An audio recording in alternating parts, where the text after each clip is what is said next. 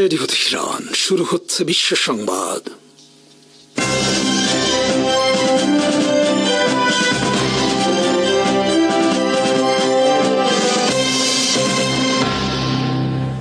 শুরুতেই সংবাদ শিরোনাম। চীন পাকিস্তান ইকোনমিক করিডোরে যুক্ত হলো আফগানিস্তান, চিন্তিত ভারত। পাকিস্তানের সার্বভৌমত্ব রক্ষার প্রতি অঙ্গীকার চীনের। ইসলামাবাদ কাবুল সম্পর্ক উন্নয়নে বেইজিংয়ের উদ্যোগ, উভয় দেশ নিয়োগ দেবে পূর্ণ রাষ্ট্রদূত। নতুন উচ্চতায় চায়না পাকিস্তান আফগানিস্তান সম্পর্ক। পাকিস্তানের সার্বভৌমত্ব রক্ষায় ইসলামাবাদের পাশে থাকার অঙ্গীকার করেছে বেইজিং। বুধবার চীনা পররাষ্ট্র মন্ত্রণালয় থেকে জারি করা এক বিবৃতিতে চীনা পররাষ্ট্রমন্ত্রী ওয়াং ই এই অঙ্গীকার করেন।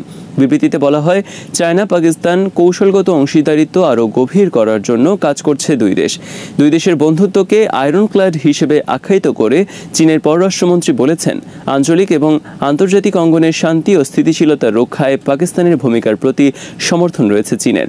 চীনা নেতা বলেন, চীন পাকিস্তান ইকোনমিক করিডোর বা সিপিইসি বাস্তবায়নে উভয় দেশের আরও জোরালো ভূমিকা পালন করবে। তিনি বলেন, এখন সিপিইসির একটা উন্নত ভার্সন দরকার। সিপিইসির মাধ্যমে পাকিস্তানের কৃষি, শিল্প, জ্বালানি, খনিজ সম্পদ ও মানব সম্পদ উন্নয়নে উভয় দেশ কাজ করছে বলে জানান ওয়াং ই। এদিকে চীন পাকিস্তান অর্থনৈতিক করিডোরে সংযুক্ত হয়েছে আফগানিস্তান। গত সোমবার বেইজিং সফর করেন পাকিস্তানের পররাষ্ট্রমন্ত্রী ইসহাক দার ও আফগানিস্তানের পররাষ্ট্রমন্ত্রী আমির খান মুত্তাকি। এই সময় তিন দেশের পররাষ্ট্রমন্ত্রী এই বিষয়ে চুক্তি করেন। ত্রিদেশীয় এই চুক্তিকে তিন দেশের অর্থনৈতিক ও নিরাপত্তার জন্য একটি মাইলফলক হিসেবে আখ্যায়িত করা হয়েছে বেইজিং এর পক্ষ থেকে। বিশ্লেষকদের মতে, চীন পাকিস্তান ইকোনমিক করিডোরের কর্মসূচিতে আফগানিস্তানের অন্তর্ভুক্তি দ্রুতই পাল্টে দেবে গোটা মধ্য এশিয়ার ভূ রাজনীতি ও অর্থনৈতিক চিত্র। কারণ এর মাধ্যমে পাকিস্তান ও আফগানিস্তান হয়ে চীনের বেল্ট অ্যান্ড রোড ইনিশিয়েটিভ প্রকল্পটি যুক্ত হবে ইরান, তুর্কমেনিস্তান সহ গোটা মধ্য এশিয়ায়। কেবল চীন নয়, চীনা এই প্রকল্পের মাধ্যমে মধ্য এশিয়ায় অন্যতম গুরুত্বপূর্ণ দেশে পরিণত হবে পাকিস্তান। আর এর ফলে বড় মাত্রায় চিন্তায় ভারত। সে কারণে আফগানিস্তান থেকে 2021 সালে যুক্তরাষ্ট্র ও ভারতের বিদায়ের পর ভারত যুক্তরাষ্ট্র আবারও মরিয়া হয়ে চেষ্টা করে আফগানিস্তানে প্রবেশের জন্য। এজন্য ভারত দীর্ঘদিন ধরে গোপনে যোগাযোগ স্থাপন করে তালেবানদের সাথে। সম্প্রতি উভয় দেশের মধ্যে সম্পর্ক আবার অনেকটা স্বাভাবিক পর্যায়ে পৌঁছায়, কিন্তু সর্বশেষ সিপিইসিতে আফগানিস্তানের যোগদান আবারও নতুন করে দুশ্চিন্তায় ফেলে নয়াদিল্লিকে। চায়না পাকিস্তান ইকোনমিক করিডোর বা সিপিইসি হলো অনেকগুলো অবকাঠামো প্রকল্পের সমন্বয়। এই প্রকল্পের অধীনে সমগ্র পাকিস্তান জুড়ে নির্মাণ করা হচ্ছে ব্যাপক ভিত্তিক অবকাঠামো। পাকিস্তানের ইতিহাসে আজ পর্যন্ত সবচেয়ে বড় বিদেশি বিনিয়োগ হলো সিপিইসি। অপরদিকে চীনও আজ পর্যন্ত পাকিস্তান ছাড়া অপর কোনো দেশে এত বেশি বিনিয়োগ করেনি। 2013 সাল থেকে শুরু হয় এই প্রকল্প। 2017 সাল পর্যন্ত প্রকল্পের ব্যয় ধরা হয়েছিল $62 বিলিয়ন। প্রকল্পটির মেয়াদ 2030 সাল পর্যন্ত বৃদ্ধি করে চীনা বিনিয়োগ $90 বিলিয়ন ছাড়িয়ে যাবে। রাষ্ট্রীয় পর্যায়ের এই অর্থ ব্যয় ছাড়াও সিপিইসি ঘিরে চীনের অনেক ব্যবসায়ী পাকিস্তানে ব্যাপক ভিত্তিক বিনিয়োগ নিয়ে এসেছে। সিপিইসির অধীনে চীনের সহায়তায় পাকিস্তানে ব্যাপক ভিত্তিক রেল, সড়ক, বিদ্যুৎ ও জ্বালানি অবকাঠামোর পাশাপাশি গোয়াদর বন্দর, গোয়াদর সিটি অবকাঠামো নির্মাণ করা হয়েছে। এই প্রকল্প পাকিস্তানের ভাগ্য পরিবর্তনকারী, গেম চেঞ্জার এবং ল্যান্ডমার্ক হিসেবে আখ্যায়িত করা হয়েছে। সিপিইসি বাস্তবায়নে ইতিমধ্যে পাল্টে গেছে পাকিস্তানের বিপর্যস্ত বিদ্যুৎ খাত, জরাজীর্ণ রেল, সড়ক সহ গোটা পরিবহন খাত। সিপিইসি বাস্তবায়ন শেষে এশিয়ায় পাকিস্তান অন্যতম অর্থনৈতিক কেন্দ্র হিসেবে আবির্ভূত হবে। এই প্রকল্পের ফলে ইতিমধ্যে পাকিস্তান মুক্তি পেয়েছে বিদ্যুৎ খাতের ভয়াবহ দুরবস্থা থেকে।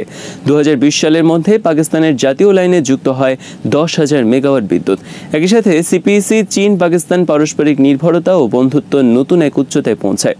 অপরদিকে চীনের জন্য এই প্রকল্প বয়ে এনেছে সম্ভাবনার নতুন দ্বার। গোটা মধ্যপ্রাচ্য, আফ্রিকা আর ইউরোপের সাথে চীনা বাণিজ্যের নতুন প্রবেশদ্বার এখন পাকিস্তানের গোয়াদর বন্দর। চীনের জন্য সমুদ্রপথের বিকল্প রুট বর্তমানে গোয়াদর বন্দর।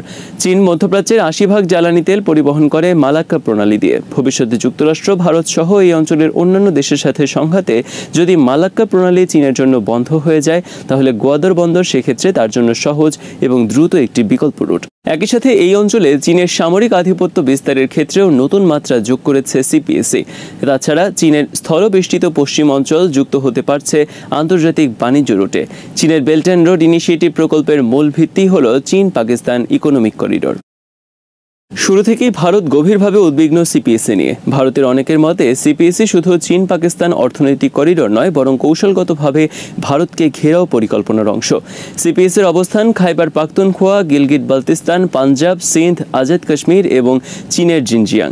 পাকিস্তানের দিক থেকে সিপিএসএর প্রধান লক্ষ্য প্রয়োজনীয় অবকাঠামো দ্রুত আধুনিকায়ন করা, আধুনিক ট্রান্সপোর্ট নেটওয়ার্ক প্রতিষ্ঠার মাধ্যমে পাকিস্তানের অর্থনৈতিক উন্নতি সাধন করা। সিপিএসএর অধীনে রেল, সড়ক, জ্বালানি, বিদ্যুৎ ছাড়া অনেকগুলো বিশেষ ইকোনমিক জোন প্রকল্প বাস্তবায়ন করা হচ্ছে। 3 ধাপ বাস্তবায়ন করা হয়েছে সিপিএসএ। 2016 সালে সিপিএসএর প্রথম ধাপ শেষ হয়েছে। 2025 সালে দ্বিতীয় ধাপ এবং 2030 সালে তৃতীয় ধাপ বা দীর্ঘমেয়াদী ধাপ শেষ হবে। 2016 সালে 13 নভেম্বর প্রথম আংশিক চালু হয় এই প্রকল্প। এদিন চীন থেকে পাকিস্তানের গোয়াদর বন্দরে স্থলপথে পরিবহন করা হয় চীনা পণ্য।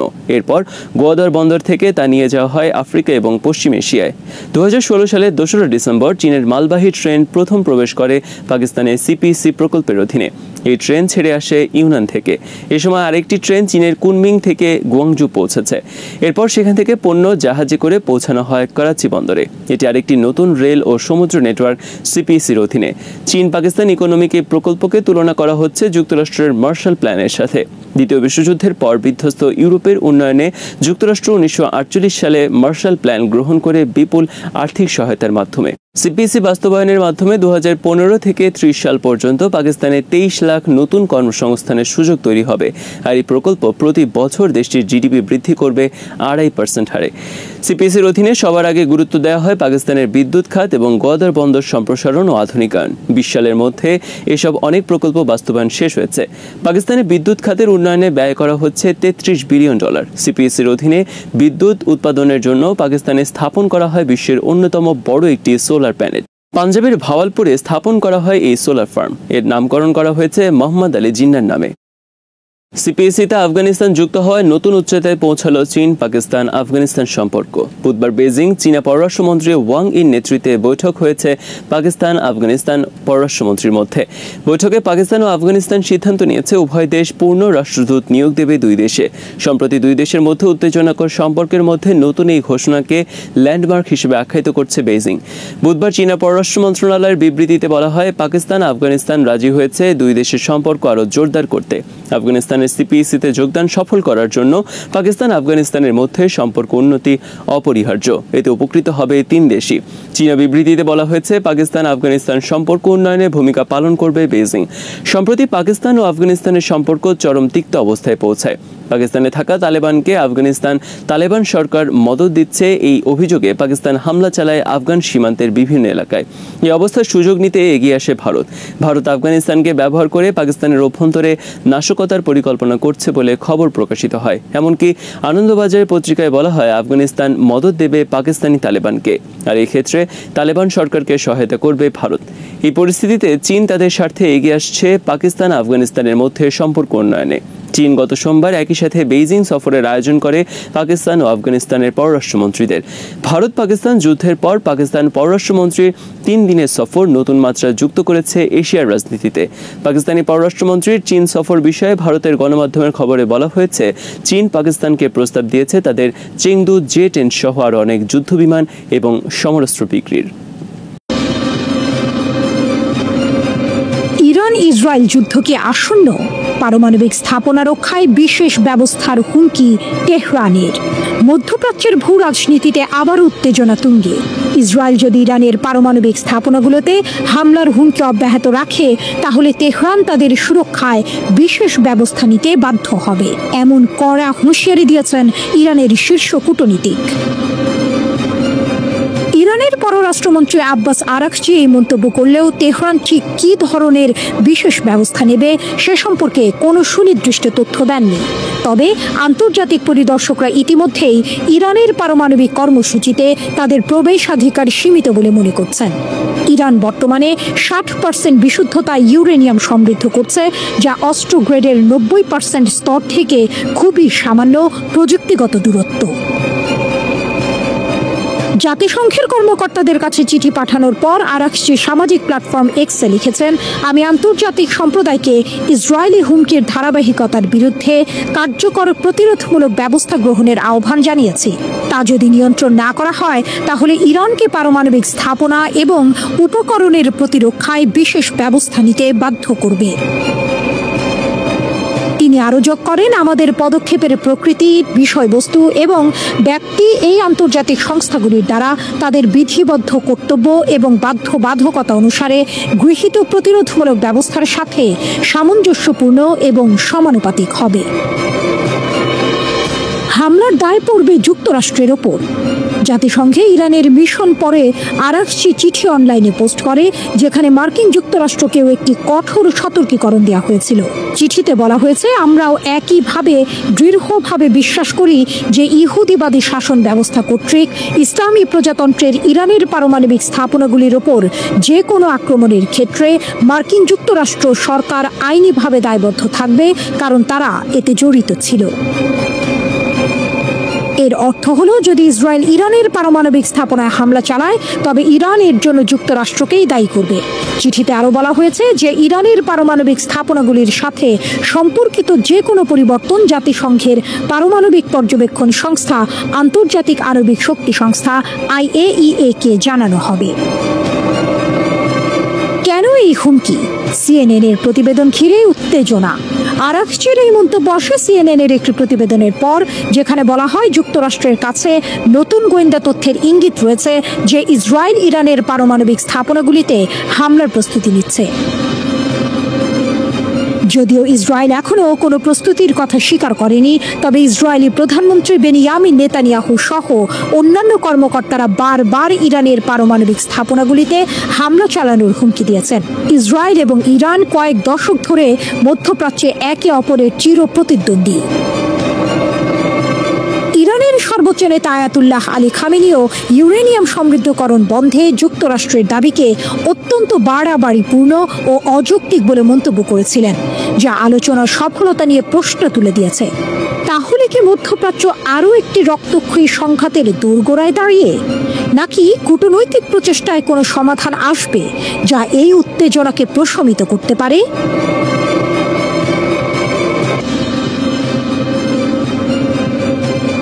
ইসরায়েল ইরানের গুপ্তচর নেটওয়ার্ক এক নীরব যুদ্ধ। সারা বিশ্ব ইসরায়েলের শক্তিশালী গোয়েন্দা নেটওয়ার্ক যেমন মোসাদ ও সিনবেদ এর খ্যাতি সম্পর্কে ওয়াকিবহাল। তাদের অভিযানে সাফল্য নিয়ে প্রতিনিয়ত খবর ছাপা হয় সংবাদপত্রে, দেখানো হয় টেলিভিশনে, এমনকি নির্মিত হয় চলচ্চিত্র। ইসরায়েলিরা খোলাখুলি তাদের গোয়েন্দা সংস্থার সক্ষমতার গুণগান গেয়ে থাকে, কিন্তু পর্দার আড়ালে ঠিক উল্টো পথে চলছে আরেক যুদ্ধ, ইরানের নীরব ছায়াযুদ্ধ, যা তেল আবিবের হৃৎপিণ্ডে কম্পন ধরিয়ে দিয়েছে। অবাক করার মতো হলেও ইরানের গুপ্তচরদের জালে সয়লাব হয়ে উঠেছে ইসরায়েল, আর এই গুপ্তচর বৃত্তিতে ব্যবহার করা হচ্ছে খোদ ইসরায়েলি নাগরিকদের। সম্প্রতি ইরানের পক্ষে গুপ্তচর বৃত্তির অভিযোগে এক ইসরায়েলি নাগরিককে আটকের ঘটনা সামনে আসতেই এই চাঞ্চল্যকর তথ্য আরও স্পষ্ট হয়েছে। টাইমস অফ ইসরায়েলের প্রতিবেদন অনুযায়ী পুলিশ ও সিনবেতের যৌথ বিবৃতিতে জানানো হয়েছে, 18 বছর বয়সী এক ছাত্র মোশে আত্তিয়াস মধ্য ইসরায়েলের ইয়াভনে শহরে বাস করত।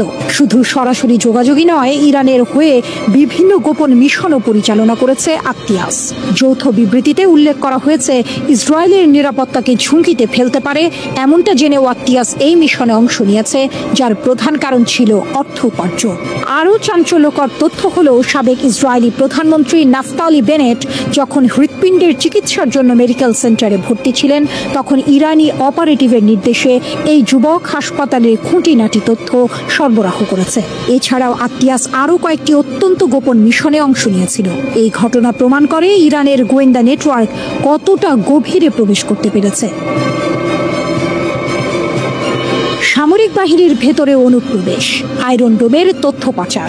গাজায় যুদ্ধ শুরুর পর থেকে ইসরায়েলে নিজেদের গোয়েন্দা কার্যক্রম আরও বাড়িয়েছে ইরান। এটি ঠেকাতে বিদেশি এজেন্টদের সঙ্গে যোগাযোগে নাগরিকদের ওপর কঠোর বিধিনিষেধ আরোপ করেছে ইসরায়েলি পুলিশ। এমনকি আজীবন কারাবাসের আইনও প্রণয়ন করা হয়েছে। কিন্তু নেতানিয়াহু সরকার এতে বিন্দুমাত্র সুফল পায়নি। সাধারণ জনগণের পাশাপাশি সামরিক বাহিনীর সদস্যরাও গুপ্তচর বৃত্তিতে জড়িয়ে পড়ছে, যা ইসরায়েলের জন্য এক চরম দুশ্চিন্তার কারণ। গত জানুয়ারিতে দেশটির পুলিশ ও গোয়েন্দা সংস্থা সিনবেত 2 ইসরায়েলি সেনাকে আটক করেছে। অভিযোগ উঠেছে এই 2 সেনা অর্থের বিনিময়ে দীর্ঘদিন ধরে ইরানের পক্ষে গুপ্তচর বৃত্তিতে লিপ্ত ছিল। এদের মধ্যে প্রধান অভিযুক্ত ইউরি এলিয়াস, যিনি ইসরায়েলের অত্যন্ত গুরুত্বপূর্ণ আয়রন ডোম ইউনিটে কর্মরত ছিল। 21 বছর বয়সী এই সেনা ইসরায়েলের বিশেষ আকাশ প্রতিরক্ষা ব্যবস্থাটির তথ্য ইরানি হ্যান্ডলারদের সরবরাহ করছিল।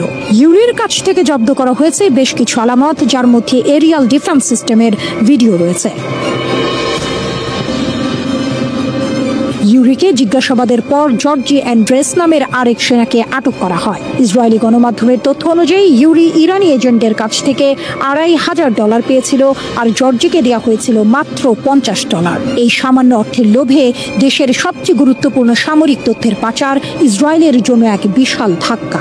2024 সালের ডিসেম্বরে ইরানের হয়ে গুপ্তচর বৃত্তির অভিযোগে প্রায় 30 জন ইসরায়েলিকে আটক করা হয়, যাদের মধ্যে বেশিরভাগই ছিল ইহুদি ধর্মাবলম্বী। জিজ্ঞাসাবাদের পর জানা যায় বেশিরভাগ ক্ষেত্রে ছোট ছোট কাজ দেওয়ার মাধ্যমে ইসরায়েলিদের নিয়োগ দেওয়া হতো। ধীরে ধীরে এই ছোট কাজগুলোই গোয়েন্দা তথ্য সংগ্রহ এবং গুপ্ত হত্যার মতো বড় অপরাধে পরিণত হতো। এরও 2 মাস আগে 7 ইসরায়েলিকে আটক করে দেশটির পুলিশ। তাদের বিরুদ্ধে অভিযোগ ছিল নেভাটিম ও রামাত ইয়ারবেসের মতো আইডিএফ এর সামরিক ঘাঁটির তথ্য সংগ্রহ এবং ছবি তুলে তা বিদেশি এজেন্টদের কাছে পাচার করেছে। এর কিছুদিন পরই বিস্ময়করভাবে এই ঘাঁটি দুটিতে হামলা চালায় ইরান ও হিজবুল্লাহ। এই ঘটনাগুলো স্পষ্ট ইঙ্গিত দেয় যে ইরানের গোয়েন্দা নেটওয়ার্ক ইসরায়েলের সামরিক স্থাপনার গভীরেও প্রবেশ করতে সক্ষম।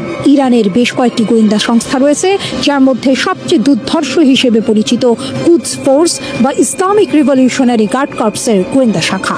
ইসরায়েলের অভ্যন্তরে এই ধরনের গভীর অনুপ্রবেশ তেহরানের সক্ষমতার এক নতুন দিক উন্মোচন করছে, যা তেল আবিবের জন্য এক বড় মাথা ব্যথার কারণ হয়ে দাঁড়িয়েছে। ইরান ইসরায়েল উত্তেজনা, পারমাণবিক চুক্তি নিয়ে টানাটানি, সামরিক হুমকি পাল্টা হুমকি।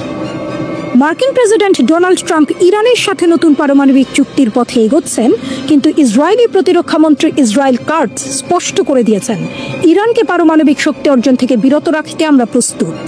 অন্যদিকে ইরানের পররাষ্ট্রমন্ত্রী পাল্টা হুঁশিয়ারি দিয়েছেন, যে কোনো হামলার তাৎক্ষণিক জবাব দেওয়া হবে। ইসরায়েলের হুমকি, আমরা আক্রমণ করতে প্রস্তুত। মার্কিন প্রেসিডেন্ট ডোনাল্ড ট্রাম্প যখন ইরানের সাথে নতুন পারমাণবিক চুক্তির কাছাকাছি চলে আসছেন বলে খবর বেরিয়েছে, ঠিক তখনই ইসরায়েলের প্রতিরক্ষা মন্ত্রী ইসরায়েল কাটজ আইডিএফ এর হাইকমান্ডের সাথে কথা বলার সময় আবার হুমকি দিয়েছেন যে ইসরায়েল তেহরানের পারমাণবিক কর্মসূচিতে হামলার জন্য প্রস্তুত। ইসরায়েলি প্রতিরক্ষা মন্ত্রী ইসরায়েল কাটজ সেনা কর্মকর্তাদের সাথে বৈঠকে জানিয়েছেন, ইরান যেন পারমাণবিক অস্ত্র না পায় তা নিশ্চিত করাই আমাদের লক্ষ্য। মার্কিন যুক্তরাষ্ট্রের সাথে আলোচনা চললেও ইসরায়েল স্বাধীনভাবে সিদ্ধান্ত নেবে। গত অক্টোবরে ইরানের S-300 মিসাইল সিস্টেম ধ্বংসের ঘটনাকে ইঙ্গিত করে বলেছেন, আমাদের সামরিক ক্ষমতা আগের চেয়ে বেশি শক্তিশালী। কিন্তু জেরুজালেম পোস্টের সূত্র মতে ট্রাম্প ইসরায়েলকে ইরানে হামলা করতে নিষেধ করছেন, যাতে নতুন চুক্তি বাধাগ্রস্ত না হয়। ইরানের জবাব, হামলা মানেই যুদ্ধ। ইরানের পররাষ্ট্রমন্ত্রী আব্বাস আরাকচি সোশ্যাল মিডিয়ায় এক কড়া বার্তায় বলেছেন, ইসরায়েলের হুমকি বাস্তবতা বিবর্জিত, আমরা কখনোই পারমাণবিক অস্ত্র চাইনি। ইরানের শীর্ষ কূটনীতিকের বিবৃতি সম্পূর্ণরূপে এক্স সোশ্যাল মিডিয়া প্ল্যাটফর্মে প্রকাশ করা হয়েছে। সেখানে তিনি বলেন, ইরান কি করতে পারবে বা পারবে না সে বিষয়ে ইসরায়েলের কল্পনা এতটাই বাস্তবতা থেকে বিচ্ছিন্ন যে এর কোনো উত্তর দেওয়ারও প্রয়োজন নেই। তিনি আরো বলেন, আজ অবাক হওয়ার মতো বিষয় হলো নেতানিয়াহু কত নির্লজ্জভাবে ইরানের সঙ্গে কূটনৈতিক আলোচনায় মার্কিন প্রেসিডেন্ট ট্রাম্প কি করতে পারবেন আর কি করতে পারবেন না তা নির্ধারণ করতে চাইছেন। তিনি আরো অভিযোগ করেন, ব্যর্থ বাইডেন দলের নেতানিয়াহুর মিত্ররা যারা ইরানের সাথে কোনো চুক্তি করতে ব্যর্থ হয়েছে, এখন ট্রাম্প প্রশাসনের সঙ্গে ইরানের পরোক্ষ আলোচনাকে আরেকটি পুরনো পারমাণবিক চুক্তি JCPOA বলে ভুলভাবে উপস্থাপন করছে। আরাকচি এরপর স্পষ্ট ভাষায় বলেন, ইরান যথেষ্ট শক্তিশালী এবং আত্মবিশ্বাসী। তাদের ওপর বাইরের কোনো বিদ্বেষী শক্তির নির্দেশনা চাপাতে দেয়া হবে না। তাদের নীতিতে নাশকতার যে কোনো চেষ্টাকে তারা প্রতিহত করবে। আমরা কেবল আশা করতে পারি আমাদের মার্কিন প্রতিপক্ষরাও এই অবস্থানে অবিচল থাকবে। তিনি আরো যোগ করেন, অনেক ইরানি এখন আর মনে করে না যে আগের জেসিপিওএ যথেষ্ট। তারা বাস্তবিক লাভ আশা করে। নেতানিয়াহুর মিত্ররা যা বলুক বা করুক, এই বাস্তবতা বদলাবে না। পরিশেষে তিনি বলেন, কোনো সামরিক বিকল্প নেই, কোনো সামরিক সমাধানও নেই। যে কোনো হামলা হলে তার তাৎক্ষণিক প্রতিশোধ নেওয়া হবে। ট্রাম্পের চুক্তির খেলা, সমাধান আসছে। ট্রাম্প সম্প্রতি জানিয়েছেন তিনি নিশ্চিত যে ইরানের সাথে একটি চুক্তি হবে। কেন এই উত্তেজনা? ইসরায়েলের ভয় ইরান পারমাণবিক শক্তি পেলে মধ্যপ্রাচ্যে তাদের আধিপত্য কমবে। ইরানের অবস্থান, তেহরান দাবি করে তাদের কর্মসূচি শান্তিপূর্ণ, কিন্তু পশ্চিমা দেশগুলো বিশ্বাস করে না। মার্কিন দ্বিধা, ট্রাম্প চুক্তি চান কিন্তু ইসরায়েলি লবির চাপে সামরিক অপশনও খোলা রাখছেন।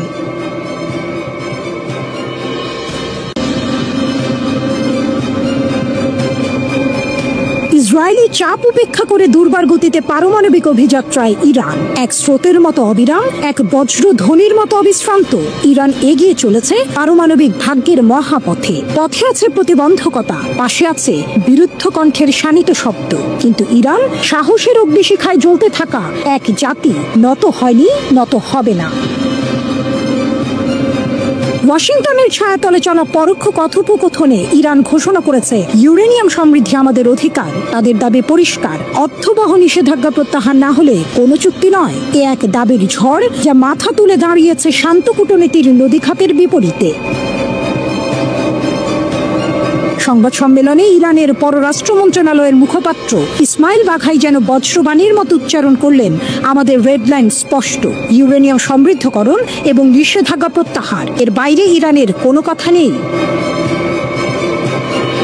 এ যেন যুদ্ধের আগে শেষ নিঃশ্বাস টেনে নেওয়া শপথ। 3 দফা আলোচনার নিঃশব্দ উত্তাপের মধ্যেও ইরান মাথা নত করেনি। তারা ঘোষণা করেছে, এই অধিকার প্রশ্নাতীত, এখানে কোনো আপোষের শব্দ নেই, নেই কোনো নতিস্বীকার। মজলিসের সম্মুখে দাঁড়িয়ে রাজনৈতিক উপপররাষ্ট্রমন্ত্রী মাজিদ তখত রাভামচি দৃঢ় কণ্ঠে বললেন, শূন্য ইউরেনিয়াম সমৃদ্ধকরণ অসম্ভব। আমাদের প্রতিরক্ষা শক্তি অপরিবর্তনীয়, আঞ্চলিক প্রভাব প্রশ্নেরও বাইরে। এদিকে আরব সাগরের পার থেকে ইসরায়েলের কণ্ঠে শোনা যায় আতঙ্কের পদধ্বনি। তাদের দাবি, ইরানকে এখনই থামাতে হবে, নতুবা তারা পারমাণবিক বোমার দিকে এগিয়ে যাবে। এক শঙ্কার হাওয়া ছড়িয়ে দিলেন প্রধানমন্ত্রী বেনিয়ামিন নেতানিয়াহু। তিনি বললেন, যে কোনো মূল্যে ইরানকে থামাতে হবে। তিনি ট্রাম্পের সঙ্গে সাম্প্রতিক আলাপের প্রসঙ্গ টেনে ইঙ্গিত দিলেন, ইসরায়েল বন্ধুর কাঁধে ভর করে চলতে পারে, তবে শেষ পর্যন্ত তাদের রক্ষার দায়িত্ব তাদের। জাতীয় নিরাপত্তার প্রশ্নে তারা কারো মুখাপেক্ষী হবে না। হঠাৎই নাটকের মোড় ঘুরে যায়। ওমানের মধ্যস্থতায় যতটুকু আলোচনার অগ্রগতি হয়েছিল, নেতানিয়াহু তা যেন এক নিমিষেই ধূলিসাৎ করে দিলেন। লিবিয়ার উদাহরণ টেনে স্পষ্ট জানালেন, পুরোপুরি কর্মসূচি ধ্বংস না করলে কোনো সমঝোতা নয়। এদিকে ইরানের পক্ষ থেকে পররাষ্ট্রমন্ত্রী আব্বাস আরাকচি যেন ঝড়ের পূর্বাভাস দিয়ে দিলেন, আমাদের অভ্যন্তরীণ নীতিতে কোনো বহিরাগত চাপ চলবে না। তার কণ্ঠে ছিল অদম্য দৃঢ়তা, তার চোখে যেন ছিল অনিবার্য যুদ্ধের আভাস। তিনি স্পষ্ট করলেন, ইরানের বিরুদ্ধে কোনো আগ্রাসন হলে তার জবাব হবে অত্যন্ত কঠোর। আরাকচির কণ্ঠে আরেকটি চ্যালেঞ্জ। তিনি বলেন, ট্রাম্পের উপর ইসরায়েলের অস্বাভাবিক প্রভাব কূটনীতির জন্য অশুভ সংকেত। এ যেন আলোচনার টেবিল থেকে যুদ্ধের ময়দানে ছোড়া এক আগুনের ফুলকি। আর তাই উত্তপ্ত বালু, উত্তপ্ত বাতাস, উত্তপ্ত হৃদয়, সবকিছু মিলিয়ে গড়ে উঠেছে এক অনিবার্য মঞ্চ। একদিকে ইসরায়েল দিচ্ছে সামরিক হুমকি, অন্যদিকে যুক্তরাষ্ট্র এখনো শেষ ভরসার মতো কূটনৈতিক সমাধান খুঁজছে। তবুও ইরান তার পুরনো ইতিহাসের মতোই আজও গাইছে প্রতিরোধের অমর গান, আমরা নত হব না, আমরা থামবো না, আমাদের ভাগ্য আমরা নিজেরাই লিখব।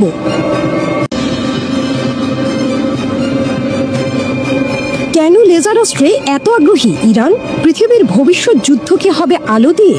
ইরান বলছে হ্যাঁ, প্রস্তুতি তাদের শেষ পর্যায়ে। বিশ্ব রাজনীতির মাঠে যখন পারমাণবিক বোমার দূরপাল্লার ক্ষেপণাস্ত্র ঘিরেই সব আলোচনার কেন্দ্রে, তখন ইরান একেবারে নীরবে এক নতুন যুগের সূচনা করছে লেজার অস্ত্র প্রযুক্তিতে। একসময় যেটা ছিল শুধু সায়েন্স ফিকশনের কল্পকথা, সেটা আজ ইরানের বাস্তবতা।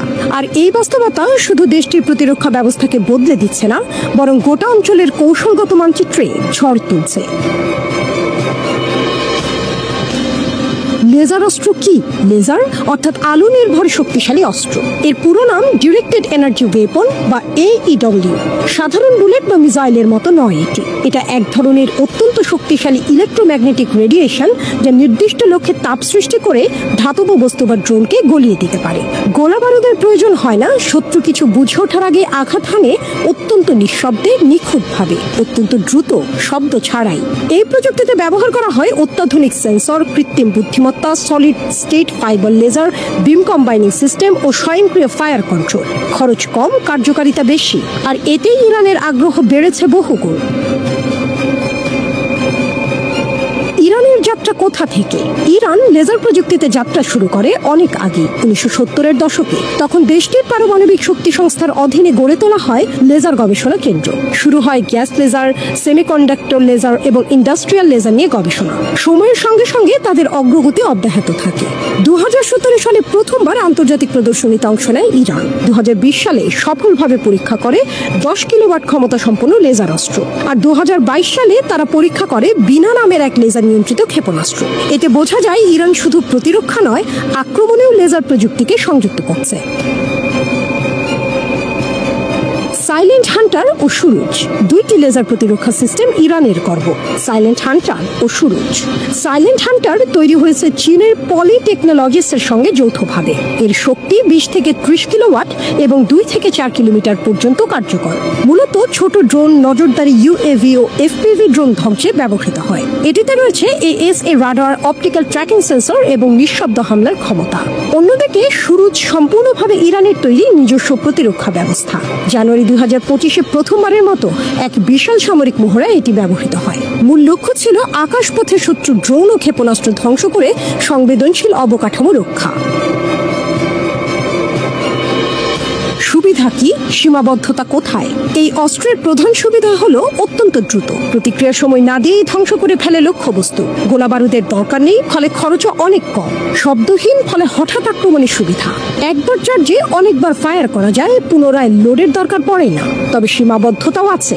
আবহাওয়ার উপর নির্ভরশীল, বৃষ্টি, কুয়াশা বা ধোঁয়ার কারণে কার্যকারিতা কমে যায়। দূরের টার্গেট ধ্বংসে এখনো সীমাবদ্ধতা রয়েছে। পরিচালনার জন্য দরকার হয় উচ্চ ক্ষমতা সম্পন্ন বিদ্যুৎ ব্যবস্থা। কেন এই পথে হাঁটছে ইরান? ইরানের এই অগ্রগতি কেবল প্রযুক্তির নয়, বরং কৌশলগত। আমেরিকা, ইসরায়েল এবং উপসাগরীয় প্রতিপক্ষদের মোকাবেলায় এটি এখন এক গোপন অস্ত্র। যুক্তরাষ্ট্র বা ইসরায়েল ড্রোন ব্যবহার করে হামলা চালায়। সেই হামলা প্রতিহত করতে ইরানের লেজার প্রতিরক্ষা ব্যবস্থা কার্যকরভাবে জবাব দিচ্ছে। এতে যুদ্ধের খরচ কমছে, পাল্টা আঘাত সহজ হচ্ছে এবং সর্বোপরি আত্মরক্ষার এক আধুনিক ও সাশ্রয়ী পদ্ধতি তৈরি হচ্ছে।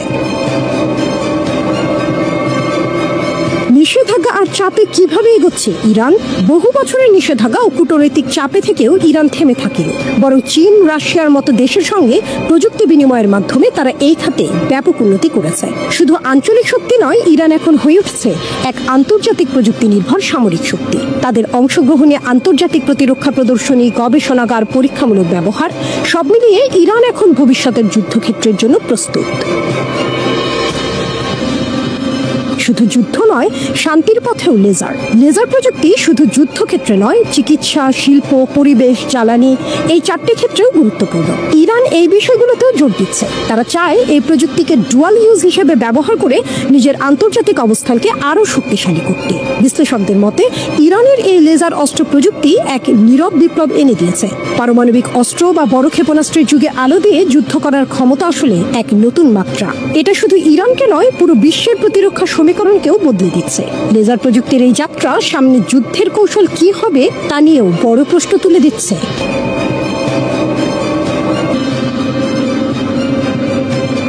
মধ্যপ্রাচ্য মধ্যপ্রাচ্যের উত্তপ্ত বালুকণায় যখন সূর্যাস্ত যায় তখন রক্তিমালয় জেগে ওঠে এক প্রশ্ন, এই অঞ্চলে কি কখনো শান্তি আসবে, নাকি প্রতিবারই নতুন যুদ্ধের অঙ্কুরে শাসন করবে আগুন? ইতিহাস তার চেনা পথে হাঁটছে। ঘড়ির কাঁটা যেন আবার সেই পুরনো রক্তাক্ত ক্ষণে ফিরে যাচ্ছে, যেখানে ইরান ও যুক্তরাষ্ট্র পরস্পরের দিকে বন্দুক তাক করে দাঁড়িয়ে, আর ইসরায়েল তাদের কাঁধের উপর চিন্তার পাহাড়ে নিয়ে দুশ্চিন্তার সাগরে।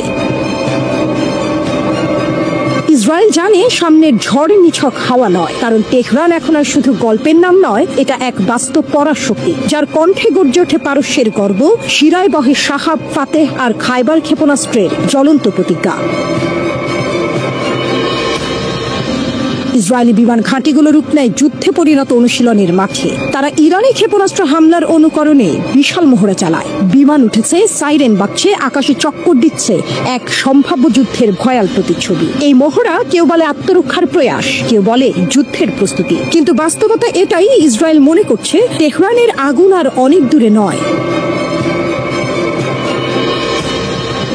ইরান ও মার্কিন যুক্তরাষ্ট্রের মধ্যে পারমাণবিক আলোচনা কিছুটা এগোলেও তাতে একেবারেই সন্তুষ্ট নয় ইসরায়েল, বরং তারা বিস্মিত এবং উদ্বিগ্ন। আর সেই উদ্বেগ থেকেই ইসরায়েলি বিমান বাহিনী IAF মহড়া চালিয়েছে, যেখানে ইরানি ক্ষেপণাস্ত্র হামলার অনুকরণ করা হয়েছে। ইরান গত বছর এপ্রিল এবং অক্টোবরে সরাসরি ইসরায়েলি বিমান ঘাঁটিকে লক্ষ্যবস্তু করেছিল। তাদের ক্ষেপণাস্ত্র উড়ে এসেছিল যেন আগুনের বার্তা, যেন পারস্যের কবিতা, যেন শাহনামার নতুন অধ্যায়। ইসরায়েল বলছে ইরান যদি আবার বড় হামলা চালায়, যেমন তারা এর আগে অপারেশন ট্রু প্রমিস 1 ও 2 এর সময় করেছিল, তাহলে তার জন্য প্রস্তুত থাকতেই এই মহড়া। তারা আশঙ্কা করছে এমন আরেকটি বড় আক্রমণ সামনে অপেক্ষা করছে। এই খবর জানিয়েছে সম্প্রচার সংস্থা কান। প্রতিবেদন বলছে এই মহড়া মূলত ইরানের সম্ভাব্য বড় সড় হামলার অনুকরণে করা হয়েছে। বিশেষ করে ইসরায়েলের বিমান ঘাঁটিগুলোতে এমন আক্রমণ হলে তার মোকাবেলা কেমন হবে সেটি পরীক্ষা করাই ছিল এই মহড়ার উদ্দেশ্য। এমন প্রেক্ষাপটে বসছে ইরান যুক্তরাষ্ট্রের তৃতীয় দফার পারমাণবিক আলোচনা। এই আলোচনা যেন এক সুতার টান, একদিকে কূটনীতির আশা, অন্যদিকে পারমাণবিক ছায়ার ভয়। এই আলোচনায় অংশ নিচ্ছে দুই পুরনো প্রতিপক্ষ। 2015 সালে যাদের মাঝে একবার শান্তির ছায়া নেমেছিল, সেই স্মৃতি আজ ম্লান। কারণ এখনো ইউরেনিয়াম সমৃদ্ধকরণ আর নিষেধাজ্ঞা প্রত্যাহার নিয়ে দুই পক্ষের মধ্যে গভীর মতবিরোধ রয়ে গেছে। ইসরায়েলের শঙ্কা, ইসরায়েলের বিশ্বাস, এই আলোচনা ব্যর্থ হলে ইরান এমন এক পথে এগিয়ে যাবে যেখান থেকে ফেরার আর উপায় থাকবে না। তারা আশঙ্কা করছে পারমাণবিক অস্ত্রের অধিকারী একটি ইরান মানে ইসরায়েলের অস্তিত্বই চ্যালেঞ্জের মুখে। আর ইরান, তারা জানে যুক্তরাষ্ট্র তাদের উপর নিষেধাজ্ঞার বোঝা চাপিয়ে রেখে বিশ্বে একতরফা আধিপত্য চালাতে চায়। তারা জানে পশ্চিমারা কখনো চায় না পারস্যের ছেলে মাথা তুলে দাঁড়া। তবে এই ইরান 1953 এর ইরান নয়। এখন তারা নিজের ক্ষেপণাস্ত্র তৈরি করে, নিজের প্ল্যান বানায়, নিজের ভাগ্য লেখে। তারা জানে আমেরিকা শুধু আলোচনায় বসে না, প্রয়োজনে ঘায়েলও করে। দুই পথ, দুই ভবিষ্যৎ। এই মুহূর্তে আলোচনার সফলতা অথবা ব্যর্থতা শুধু দুটি দেশের সম্পর্ক নির্ধারণ করছে না, এটা নির্ধারণ করছে মধ্যপ্রাচ্যের নিরাপত্তা, বিশ্ব রাজনীতির ছন্দ, এমনকি এক নতুন যুদ্ধের সম্ভাব্য সূত্রপাত। ইসরায়েলি বিমান বাহিনীর মহড়া তাই নিছক সামরিক মহড়া নয়, এটা এক ঘোষণা তেল আবিব তৈরি। যদি ইরান পারমাণবিক অস্ত্র অর্জনের পথে এগোয়, তবে ইসরায়েল কেবল পেছনে বসে থাকবে না, কিন্তু ইরানও জানিয়ে দিয়েছে যুদ্ধ চাইলে যুদ্ধ, প্রতিরোধ চাইলে প্রতিরোধ। তাদের আকাশে উঠছে ড্রোন, তাদের ক্ষেপণাস্ত্র আজ লক্ষ্যমাত্রা ছাড়িয়ে প্রযুক্তির নতুন অধ্যায়ে প্রবেশ করেছে, নিউ ইয়র্ক টাইমস সম্প্রতি এক প্রতিবেদনে জানিয়েছে।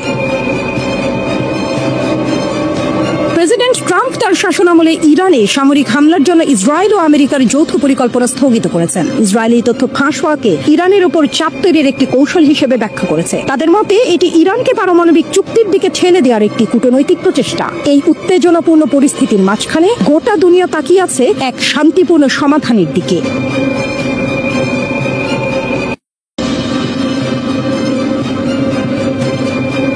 ঘড়ির কাঁটা এগোয় ধ্বংসের দিকে। ইরানের পরমাণু কেন্দ্রে হামলার ছক, কিন্তু তেহরানের হৃদয় তপ্ত আগ্নেয়গিরি।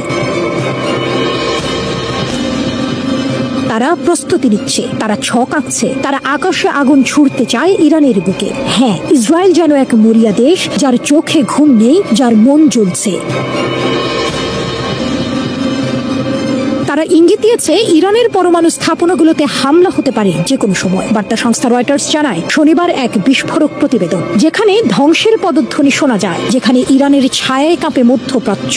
ইসরায়েলের প্রধানমন্ত্রী নেতানিয়াহু বলেছেন, এই কর্মসূচি মুছে ফেলতেই হবে, কূটনীতি নয়, চাই ধ্বংস। ইসরায়েলের বিশ্বাস সীমিত সামরিক হামলায় ঠেকাতে পারে ইরানকে, কিন্তু ইরানকে মাথা নিচু করে নাম প্রকাশ অনিচ্ছুক কয়েকজন ইসরায়েলি কর্মকর্তা রয়টার্সকে জানান যুক্তরাষ্ট্র এখনো অনিচ্ছুক। ট্রাম্প জানিয়ে দিয়েছেন তেহরানের বিরুদ্ধে আপাতত সামরিক পথ নয়। তবু ইসরায়েল একা লড়ার প্রস্তুতিতে। তারা পেশ করেছে হামলার নকশা হোয়াইট হাউসের দরবারে বারবার। তাদের কিছু পরিকল্পনায় সময় নির্ধারিত। বসন্তের শেষ অথবা গ্রীষ্মের শুরু। হামলার ধরনও নানা রকম, আকাশপথে বোমা, ভূমিতে কমান্ডো, সম্ভবত একযোগে ধ্বংস। বিশ্লেষকরা বলছেন এই হামলার উদ্দেশ্য নয় চূড়ান্ত বিজয়, উদ্দেশ্য ইরানকে কয়েক মাস, হয়তো 1 বছর পিছিয়ে দেয়া। তবে তাতে কাঁপবে বন্ধুত্বের ভিত। ওয়াশিংটন তেল আবিবের সম্পর্কেও পড়বে চির। আলোচনা, কূটনীতি সব মিলিয়ে পরিস্থিতি যেন উত্তাল নদী।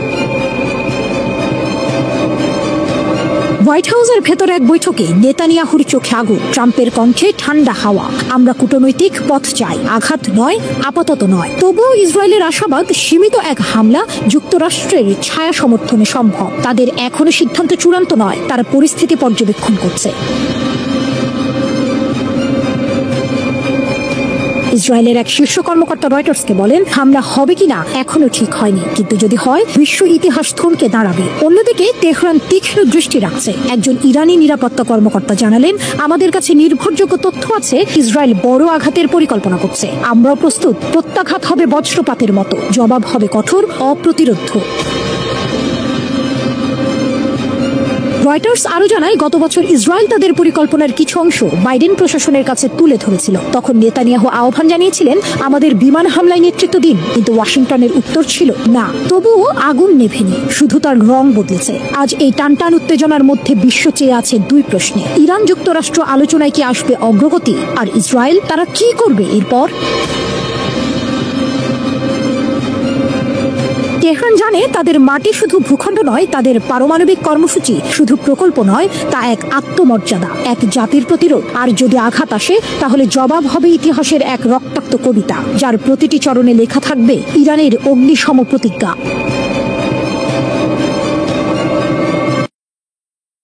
পাষণ্ড ইসরায়েলের পাশে এখন কেউ নেই, যে পশ্চিমাদের সমর্থন নিয়ে তারা গণহত্যামূলক যুদ্ধকে জায়েজ করার চেষ্টা করেছিলেন। তারা ইহুদিবাদী প্রধানমন্ত্রী বেনিয়ামিন নেতানিয়াহুর বিরুদ্ধে স্পষ্ট অবস্থান নিয়েছেন। যুক্তরাষ্ট্রের অভ্যন্তরীণ রাজনীতিতে ইহুদিবাদী প্রভাবের কারণে মার্কিন প্রশাসন ইসরায়েলকে মদদ দিয়ে গেলেও সম্প্রতি প্রেসিডেন্ট ডোনাল্ড ট্রাম্পের বিভিন্ন মন্তব্য ও আচরণে মনে হয়েছে তিনি নেতানিয়াহুর পাশ থেকে বেশ খানিকটা সরে এসেছেন। অন্যদিকে ফিলিস্তিনিদের পক্ষে বড় কিছু উদ্যোগ দেখা গেছে মুসলিম দেশগুলোর পক্ষ থেকে। এমন অবস্থায় গাজার প্রতিরোধ যোদ্ধারাও লড়ে যাচ্ছেন। ফিলিস্তিনের সমর্থনে ইসরায়েলের নিয়মিত আঘাত হানছে ইয়েমেনের হুথি আনসারুল্লাহ। তাদের হাইপারসনিক ব্যালিস্টিক ক্ষেপণাস্ত্র হামলায় ইসরায়েলের বেনগুরিয়ন বিমানবন্দর ও এইলাত বন্দর কার্যত অচল হতে চলেছে হাইফা বন্দরও।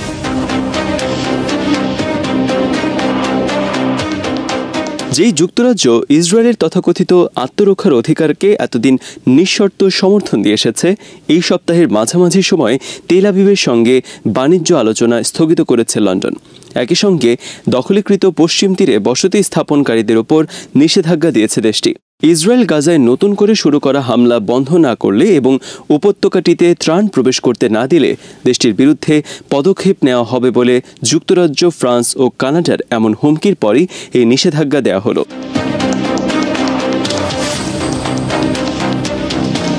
5 মে থেকে গাজায় নতুন করে অভিযান শুরু করেছে ইসরায়েল। বেনিয়ামিন নেতানিয়াহু বলেছেন, পুরো গাজার নিয়ন্ত্রণ নেওয়ার পরিকল্পনা করছে তার সরকার। এই প্রেক্ষাপটে যুক্তরাজ্যের পররাষ্ট্রমন্ত্রী ডেভিড ল্যামি বলেন, 2023 সালের 7 অক্টোবর হামাসের এই হামলার পর ইসরায়েলের আত্মরক্ষার অধিকারকে সমর্থন দিয়েছিল যুক্তরাজ্য। তবে এই সংঘাত এখন এক কালো অধ্যায়ে প্রবেশ করেছে।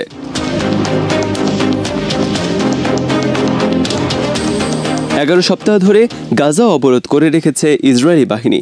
এতে উপত্যকাটিতে কাজ করা বিশ্ব খাদ্য কর্মসূচির হাতে খাবার মজুদ শেষ হয়ে গেছে। ডেভিড ল্যামি জানান, পশ্চিম তীরে ইহুদি বসতি স্থাপন সম্প্রসারণের সঙ্গে সংশ্লিষ্টতার কারণে 3 জন ব্যক্তি ও 4টি প্রতিষ্ঠানের উপর নিষেধাজ্ঞা দিয়েছে যুক্তরাজ্য।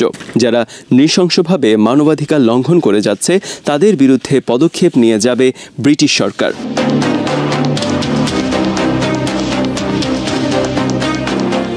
এর আগের দিন গাজায় যুদ্ধ সম্প্রসারণের বিরোধিতা করে ইসরায়েলকে কড়া বার্তা দেয় যুক্তরাজ্য, কানাডা ও ফ্রান্স। গাজার পরিস্থিতিকে অসহনীয় উল্লেখ করে ইসরায়েলি অভিযান অব্যাহত থাকলে কঠিন প্রতিক্রিয়ার হুমকি দিয়েছে দেশ তিনটি। এক যৌথ বিবৃতিতে তারা বলেন, ইসরায়েল যদি হামলা অব্যাহত রাখে এবং মানবিক সহায়তা প্রবেশে বাধা দেয় তবে তারা নিষেধাজ্ঞা আরোপের মতো কঠোর ব্যবস্থা নেবেন। ফ্রান্সের প্রেসিডেন্ট ইমানুয়েল ম্যাক্রো বলেন, গাজার মানবিক পরিস্থিতি এখন অসহনীয়। তিনি দ্বিরাষ্ট্রভিত্তিক সমাধানের কথা তুলে ধরে জানান, 18 জুন নিউ ইয়র্কে ফিলিস্তিন রাষ্ট্র নিয়ে আয়োজিত আন্তর্জাতিক সম্মেলনে বিষয়টি প্রাধান্য পাবে। গাজার বাসিন্দাদের পাশে দৃঢ়ভাবে দাঁড়িয়েছেন ব্রিটিশ প্রধানমন্ত্রী কিয়ার স্টারমার। তিনি বলেছেন, আমরা গাজার মানুষকে অনাহারে থাকতে দিতে পারি না। স্টারমার বলেন, গাজায় নিরপরাধ শিশুদের উপর চলমান বোমাবর্ষণ এবং মানবিক বিপর্যয় এখন এমন পর্যায়ে পৌঁছেছে যা সহ্য করা যায় না। এ সপ্তাহে ব্রিটিশ পার্লামেন্টে ইউরোপীয় ইউনিয়নের সঙ্গে ব্রিটেনের পুনর্গঠন চুক্তি নিয়ে বক্তব্য রাখতে গিয়ে তিনি বলেন, গাজার ভয়াবহ পরিস্থিতি নিয়ে আমি কিছু বলতে চাই। নিরীহ শিশুদের উপর বারবার বোমা বর্ষণ এটি একেবারেই অসহনীয়। তিনি বলেন, পশ্চিম তীরে বসতি স্থাপন বন্ধে যুক্তরাজ্যের অবস্থান আগের মতোই কঠোর রয়েছে। একই সঙ্গে গাজায় মানবিক সহায়তা অনেক গুণ বাড়ানোর দাবিও পুনর্ব্যক্ত করেন তিনি।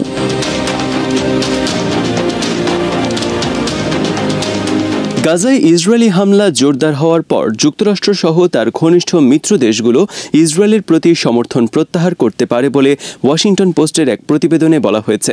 এতে বলা হয়, ট্রাম্প প্রশাসন বেনিয়ামিন নেতানিয়াহুর সরকারকে সতর্ক করেছে, গাজায় যুদ্ধ শেষ করতে ব্যর্থ হলে ওয়াশিংটন তেল আবিবকে আর সমর্থন দেবে না। আলোচনার সঙ্গে সংশ্লিষ্ট নাম প্রকাশে অনিচ্ছুক সূত্রের বরাত দিয়ে সংবাদপত্রটি জানিয়েছে, ট্রাম্পের প্রতিনিধিরা ইসরায়েলকে জানিয়েছেন, যুদ্ধ শেষ না করলে যুক্তরাষ্ট্র ইসরায়েলকে পরিত্যাগ করবে। হোয়াইট হাউসের প্রেস সেক্রেটারি ক্যারোলিন লেভিট বলেন, প্রেসিডেন্ট ট্রাম্প চান গাজা যুদ্ধের অবসান হোক।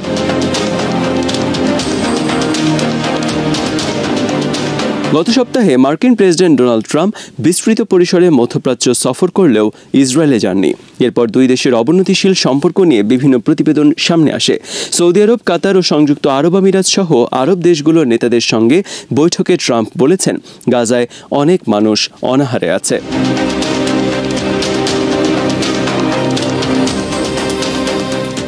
মার্কিন সংবাদ মাধ্যম এক্সিওস জানিয়েছে, যুদ্ধ এখনও চালিয়ে যাওয়ায় বেনিয়ামিন নেতানিয়াহুর উপর ক্ষুব্ধ হয়েছেন ডোনাল্ড ট্রাম্প।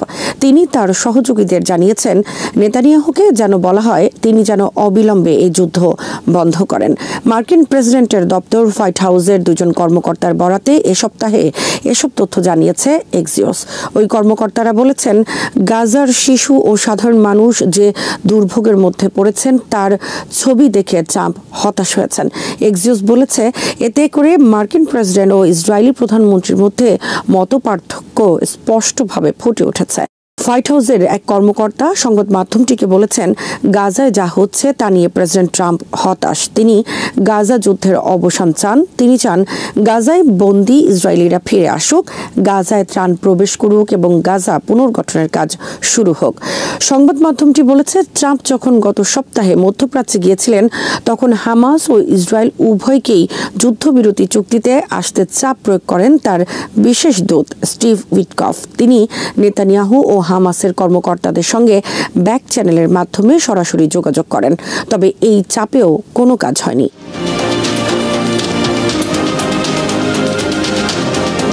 ইসরায়েল গাজা উপত্যকা নিয়ন্ত্রণে নেয়ার মতো পদক্ষেপ নিলে তা আন্তর্জাতিক আইনের গুরুতর লঙ্ঘন হবে বলে জানিয়েছেন সুইডেনের পররাষ্ট্রমন্ত্রী মারিয়া মালমার স্টেনগার্ড। ইসরায়েলকে তিনি গাজায় মানবিক সহায়তা পুনরায় চালু করার অনুমতি দেওয়ার আহ্বান জানান। 2014 সাল থেকে ফিলিস্তিনি রাষ্ট্রকে স্বীকৃতি দিয়ে আসা দেশটির পররাষ্ট্রমন্ত্রী বলেন, গাজা ভূখণ্ড পরিবর্তন কিংবা হ্রাস করা যাবে না। এই বিষয়ে সুইডেনের অবস্থান সুদৃঢ়। এই কথাও বলেছে ফিনল্যান্ডও।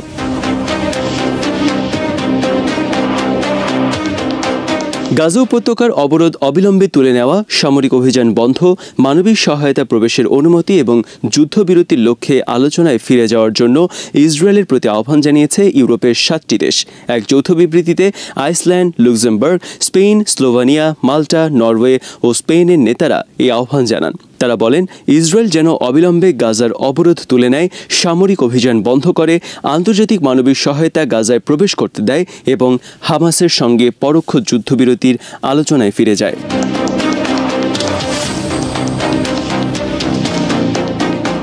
এই সপ্তাহে ফিলিস্তিনি যোদ্ধারা গাজা জুড়ে দখলদার সেনাদের উপর বেশ কিছু শীর্ষ স্তরের হামলা চালিয়েছেন। বিশেষ করে হামাসের আল কাসাম, ইসলামিক জিহাদের আল কুদস ও ডিএফএলপির মার্টার ওমর আল কাসিম ফোর্স ইহুদিবাদী সেনাদের দুর্গ হিসেবে ব্যবহৃত কয়েকটি বাড়ি গুঁড়িয়ে দিয়েছেন। ইসরায়েলি সামরিক যান এবং সেনাদের লক্ষ্য করে আগে থেকে পুঁতে রাখা এক্সপ্লোসিভ ডিভাইসের বিস্ফোরণ ঘটিয়েছেন। ইসরায়েলি বাহিনীকে বিভিন্ন স্থানে যেতে প্রলুব্ধ করে সেখানে ঝড়ো হামলা চালিয়েছেন। লড়াইয়ে এ সপ্তাহে বেশ কয়েকজন সেনার প্রাণহানির কথা স্বীকার করেছে ইসরায়েল। ধ্বংস হয়েছে কয়েকটি যুদ্ধযানও। এর মাধ্যমে 2023 সালের 7 অক্টোবর যুদ্ধ শুরু হওয়ার পর থেকে নিহত ইসরায়েলি সেনা সংখ্যা এসে দাঁড়িয়েছে 857 জনে। ফিলিস্তিনি প্রতিরোধ সংগঠনগুলোর হিসাবে এর আসল সংখ্যা বহুগুণ বেশি। গাজায় ইসরায়েলি হামলার তীব্রতা বাড়ার সাথে সাথে এ সপ্তাহে ইসরায়েলের হাইফা বন্দরে নেভাল ব্লকেড আরোপের ঘোষণা দিয়েছে ইয়েমেনের হুথি আনসারুল্লাহ আন্দোলনের নেতৃত্বাধীন সশস্ত্র বাহিনী। এবার কৌশলগত বন্দরটিকে লক্ষ্যবস্তুতে পরিণত করা হবে বলে জানিয়েছেন তারা। বাহিনীর মুখপাত্র ব্রিগেডিয়ার জেনারেল ইয়াহিয়া সারি সব মেরিটাইম কোম্পানিকে সতর্ক করে বলেছেন, যাদের জাহাজ হাইফায় নোঙর করা হয়েছে অথবা ওই বন্দরে যাওয়ার পথে রয়েছে, তারা যেন এই ঘোষণা এবং ভবিষ্যতের সতর্কতাগুলো গুরুত্ব সহকারে বিবেচনা করেন।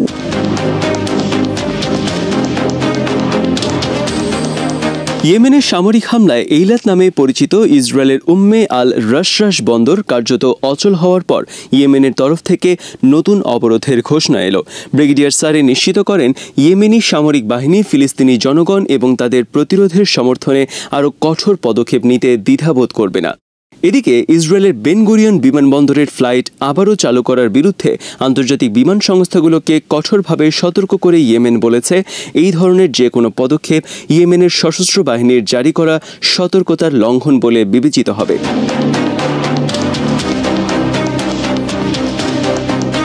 আল মাইদিনের সঙ্গে একান্ত আলাপকালে ইয়েমেনের উচ্চপদস্থ এক সূত্র জানিয়েছেন, ইসরায়েলি বিমানবন্দরটির রুট আবারও চালু করতে চাওয়া কোম্পানিগুলোর গন্তব্য পরিবর্তন করা উচিত এবং ইয়েমেনি সেনাবাহিনীর সতর্কবার্তায় মনোযোগ দেওয়া উচিত। তিনি জোর দিয়ে বলেন, ইয়েমেনি বাহিনী শুধু বেন গুরিয়ন বিমানবন্দরকে লক্ষ্য করে নয়, বরং পুরো ইসরায়েলের আকাশপথ অবরোধের প্রতি প্রতিশ্রুতিবদ্ধ। ওই সূত্রের ভাষ্য, বেন গুরিয়ন ও দখলদার বাহিনীর আকাশসীমায় ইয়েমেনি ক্ষেপণাস্ত্র ও ড্রোন হামলা বেশ দৃঢ়তা ও তীব্রতার সঙ্গে নিয়মিতভাবে চলবে।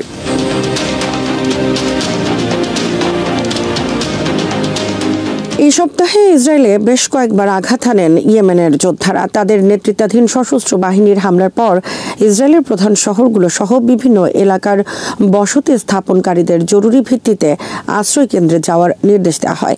ইসরায়েলি মিডিয়া বলেছে, সপ্তাহের শুরুতে বেশ কয়েকটি বিস্ফোরণের শব্দে কেঁপেছে মধ্য ইসরায়েল।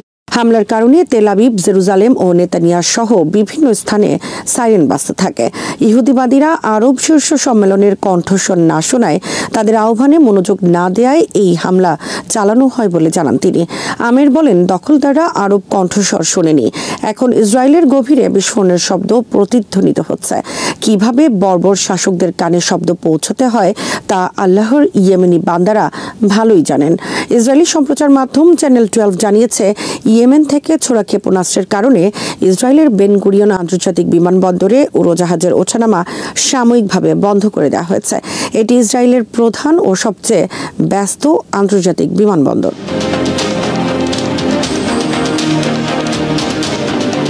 চলতি মাসের শুরুর দিকেও ইয়েমেনি যোদ্ধাদের ছোড়া একটি ব্যালিস্টিক ক্ষেপণাস্ত্র বেন গুরিয়ন বিমানবন্দরে আঘাত হানে।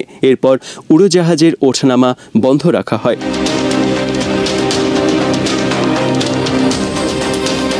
ইরাকের রাজধানী বাগদাদে এই সপ্তাহে অনুষ্ঠিত আরব লীগের সম্মেলনে ইসরায়েলি আগ্রাসনে বিধ্বস্ত গাজা পুনর্গঠনের প্রতিশ্রুতি দেওয়া হয়েছে। পাশাপাশি গাজায় গণহত্যা বন্ধে ইসরায়েলের উপর চাপ প্রয়োগ আন্তর্জাতিক সম্প্রদায়ের প্রতি আহ্বান জানানো হয়েছে। সম্মেলনে জাতিসংঘ মহাসচিব অ্যান্টনিও গুতেরেস বলেন, আমরা গাজার জনগণের যে কোনো ধরনের বাস্তুচ্যুতিকে প্রত্যাখ্যান করছি। তাছাড়া ইসরায়েলের স্থল অভিযান সম্প্রসারণ এবং আরও কিছু করার পরিকল্পনার খবরে আমি উদ্বিগ্ন।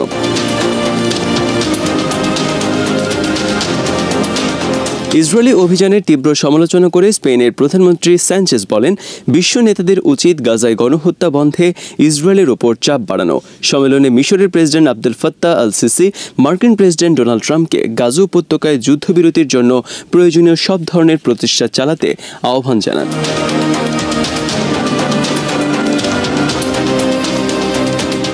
স্পষ্টত ইসরায়েলের পাশ থেকে সরে এসেছেন বিশ্ব নেতারা। ইতিহাসের ধারাবাহিকতায় ইহুদিবাদী নৃশংসতার যে দৃশ্য বিশ্ব দেখছে, তাদের আত্মরক্ষার অধিকারের বয়ান আর কাজ করছে না। ইহুদিবাদী বর্বরতার অবসান হবে, ফিলিস্তিনি শিশুরা আবার হেসে খেলে গাজাকে মাতিয়ে রাখবে, এখন এই প্রত্যাশা মানবিক বিশ্বের। শ্রোতা বন্ধুরা, বিশ্ব সংবাদে এই ছিল আমাদের সর্বশেষ আয়োজন। সঙ্গে থাকার জন্য আপনাদের সবাইকে অসংখ্য ধন্যবাদ।